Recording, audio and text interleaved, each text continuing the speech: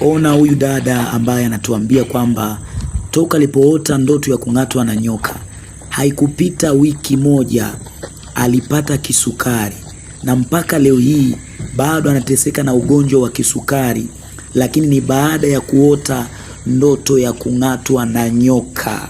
Ina maana nilikuambia, unapong'atwa na nyoka ndotoni, jua hilo ni shambulio ama ni pandikizi la roho ya magonjwa ya kichawi.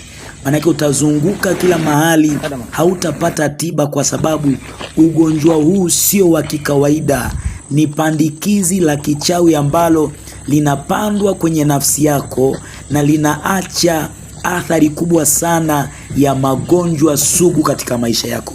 Kama ambavyo nyoka akikung'ata anaiacha sumu, na sumu ile inakudhuru polepole, ndivyo ambavyo unapoota nyoka anakung'ata, manake ni kwamba amekwisha kukuachia sumu ya kichawi, na polepole utaanza kuathirika na hiyo sumu.